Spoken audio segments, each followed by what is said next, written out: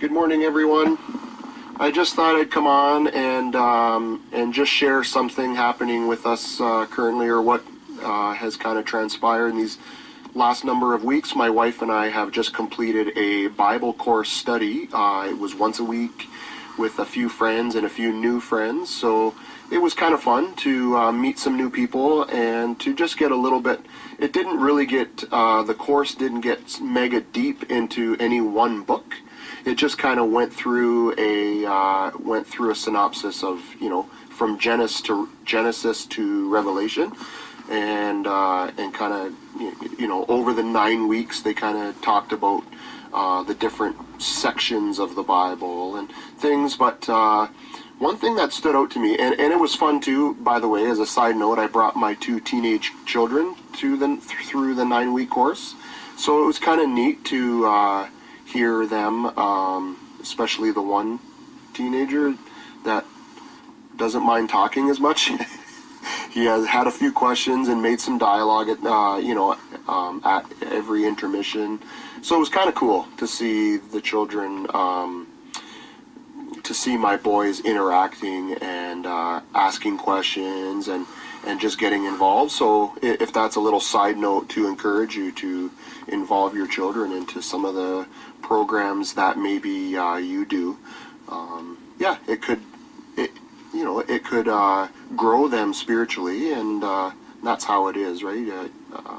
How things will grow is by exercising those parts of your brain and things. So yeah, that was a side note. But what I found jumped out to me right towards the end was he was the very last part, obviously, in the 9th week of the course, was on Revelation. Obviously, that's going to be where they finish off. And I thought, oh boy, Revelation is going to be a tough one for them to really crunch. I've never really, of all the times that I've tried to study the word, Revelation has always been something that just goes like right over my head. Maybe I'm not giving it enough time. Maybe I'm not, focusing in on it as much. I just figure my revelation will be when I leave this world anyways, so leave this body. So so I haven't given it a whole bunch of time. But one thing that came from that final week that we just completed was the speaker. It was video clips, and the speaker said, it's like watching a hockey game.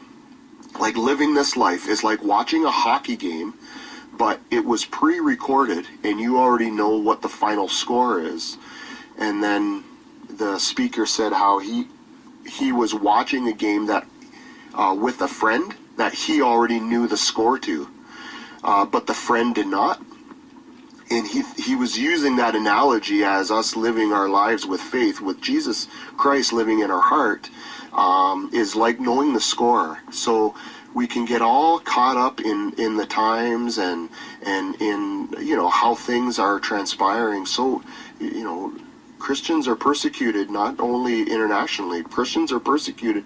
We are being called haters. Times are turning to against Bible-believing Christians, and just to hear the encouragement that we already know what the outcome is going to be. When this is all said and done, when this life is all over, we know what the score of the game is. But the friends, this guy's friend didn't know the score. So he was on the edge of his seat, he was yelling at the TV, he was getting anxious on every certain play, and meanwhile, the guy telling the story was sitting back. He already knew how the game was going to end. So I just wanted to share that quickly, to just maybe encourage somebody that we are on the winner's side. It doesn't mean we can just sit back and not do nothing and not pray and not fast. Those are very, very important things to be doing as believers to to bring heaven to earth. Then we need to be doing that. If that's what we want to accomplish, then we still need to be doing that, but not out of fear, and not out of anxiety, because we already know the score. I hope that speaks to somebody today. I hope you're encouraged by this word today, and have a real good one. Take care. Bye.